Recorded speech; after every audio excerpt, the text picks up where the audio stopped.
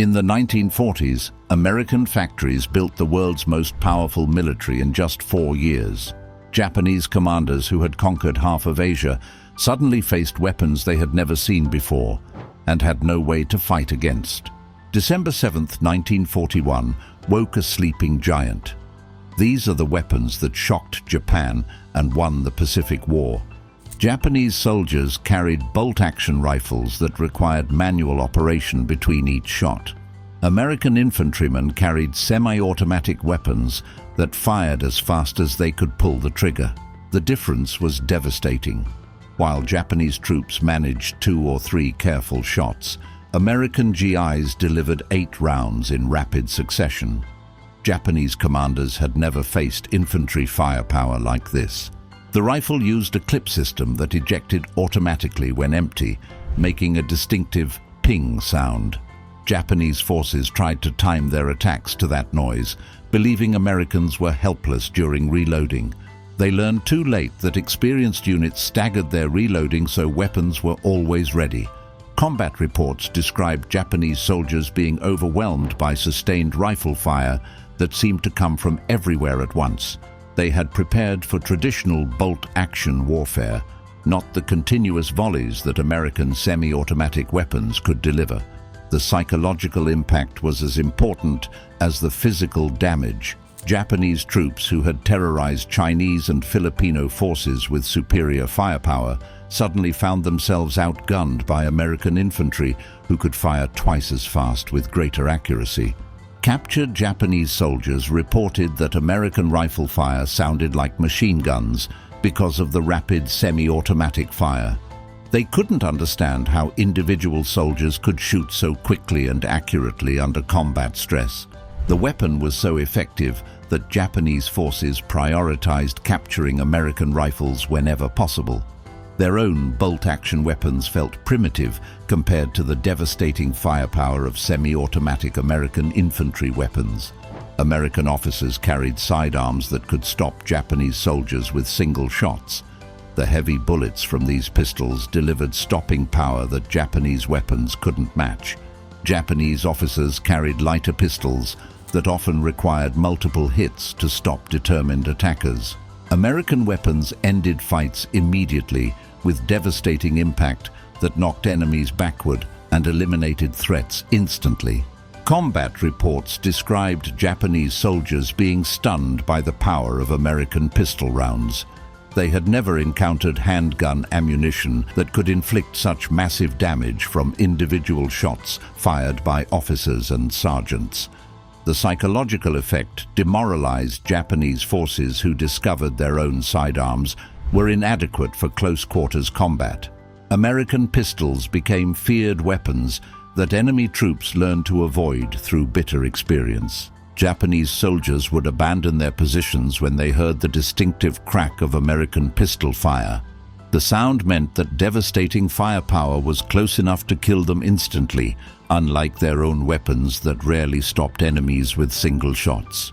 Captured Japanese equipment included many American pistols that had been taken from battlefields because enemy forces recognized the superior stopping power and reliability of American sidearms compared to their own inadequate weapons. Support troops, cooks, mechanics, and radio operators carried weapons more effective than Japanese infantry rifles.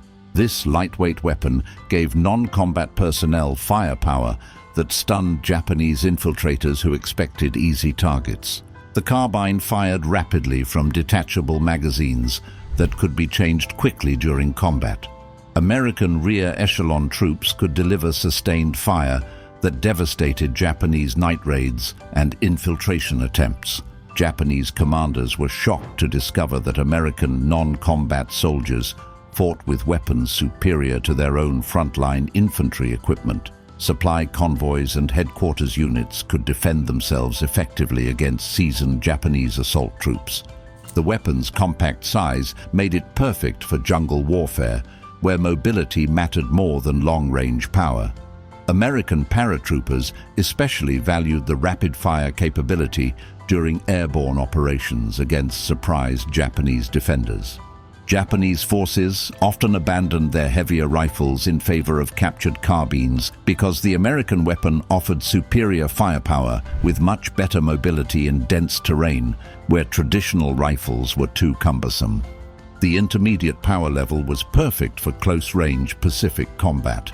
Japanese soldiers discovered that American support troops could fight as effectively as their own elite infantry units because of superior weapons and training. American machine guns fired continuously for hours without jamming or overheating. Japanese forces had never encountered automatic weapons with this level of reliability and sustained firepower. While enemy machine guns often failed during extended combat, American weapons kept firing through entire battles. Japanese assault tactics that relied on overwhelming machine gun positions through sustained attacks were useless against weapons that never stopped firing. The psychological effect of continuous machine gun fire demoralized Japanese forces who couldn't advance against positions that maintained constant firepower. American gunners could suppress entire enemy units while supporting infantry advances. Japanese infiltration tactics that had succeeded against other Allied forces failed completely against American units with multiple machine guns. Interlocking fields of fire created killing zones that stopped even the most determined attacks. Belt-fed ammunition allowed rapid reloading that kept weapons firing during critical moments when Japanese forces tried to advance during gaps in American fire. Experienced crews maintained almost continuous firepower that made enemy advances impossible. The weapon's durability in tropical conditions impressed even American troops. Salt air, driving rain, and extreme heat that destroyed other equipment barely affected machine gun reliability and accuracy. These massive weapons fired bullets that could destroy vehicles, aircraft, and fortifications that smaller weapons couldn't penetrate. Japanese forces had never encountered infantry firepower capable of demolishing buildings and armor. Each bullet was powerful enough to tear apart targets at distances where Japanese weapons were completely ineffective. The kinetic energy could penetrate concrete walls and steel armor that protected enemy positions from rifle fire. Japanese pilots feared these weapons because a few hits could destroy aircraft that might survive dozens of smaller rounds. American fighters and bombers carried multiple heavy machine guns that created walls of destructive fire. The distinctive sound and visible destruction demoralized Japanese forces who had no equivalent weapons to return effective fire. Enemy positions that dominated battlefields could be eliminated by American gunners firing from safe distances. Japanese snipers and machine gun teams that had terrorized other Allied forces were helpless against American heavy machine guns that could destroy their positions from ranges exceeding 1,500 yards. This weapon projected streams of burning fuel that reached into Japanese fortifications where bullets and explosives couldn't penetrate. Enemy forces in caves and bunkers discovered that no amount of armor could protect them from liquid fire.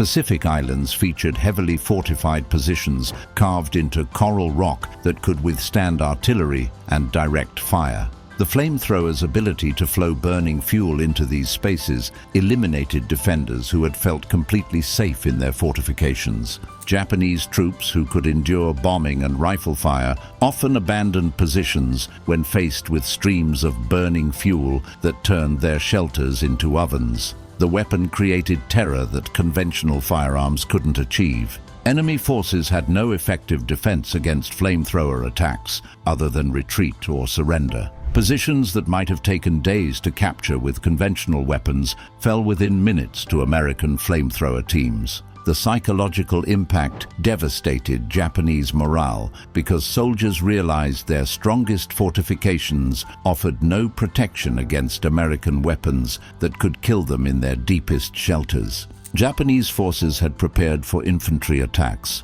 not armored vehicles that were immune to their anti-tank weapons and could destroy any fortification. These tanks brought firepower and protection that stunned enemy defenders. The main gun could demolish bunkers and positions that had withstood hours of artillery bombardment. Japanese fortifications that seemed impregnable crumbled under direct fire from tank guns that could penetrate any defensive structure. Enemy anti-tank capabilities were limited to small guns, mines and suicide attacks that rarely succeeded against properly supported tank operations. Japanese forces developed desperate tactics that cost enormous casualties for minimal damage. Some tanks carried flamethrower systems that combined armor protection with the ability to clear fortified positions. These vehicles could approach Japanese strongholds and eliminate defenders who were immune to conventional weapons. The psychological impact of tank attacks demoralized Japanese infantry who had never faced armored warfare. The sight and sound of approaching tanks often caused enemy troops to abandon positions without fighting. This portable artillery piece could be moved quickly while delivering devastating firepower that leveled Japanese fortifications from distances where return fire was impossible. Enemy forces had never faced artillery with this combination of power and mobility. The weapon could destroy buildings, vehicles, and defensive positions while remaining light enough for rapid deployment during amphibious operations. Japanese forces couldn't predict where American artillery would appear next. Forward observers with radio communication could call for artillery support within minutes of identifying targets. This responsive system gave American infantry decisive advantages during attacks on fortified positions. Japanese counter-battery fire was ineffective because American positions could be moved quickly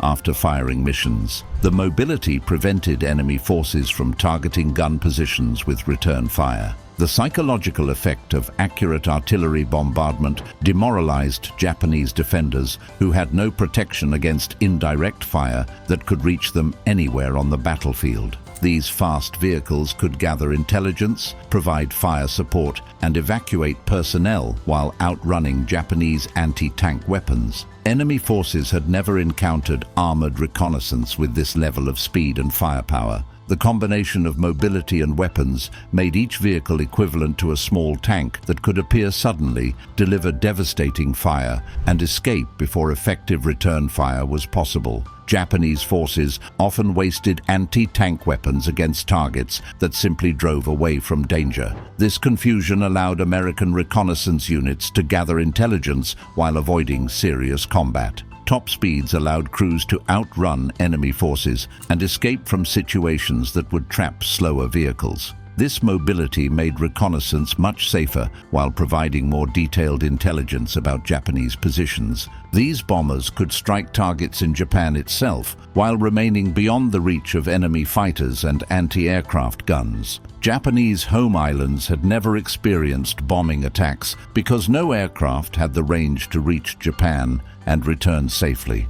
Each bomber could carry 10 tons of explosives while flying at altitudes where Japanese fighters couldn't operate effectively. This combination made the aircraft almost invulnerable to enemy defenses. The psychological impact of bombers flying overhead, unchallenged, demonstrated Japanese military impotence to their own civilian population. People realized their government couldn't protect them from American aircraft. Precision bombing destroyed specific targets while conserving expensive aircraft and trained crews. Japanese industrial capacity was systematically eliminated by bombers that operated with complete freedom over enemy territory.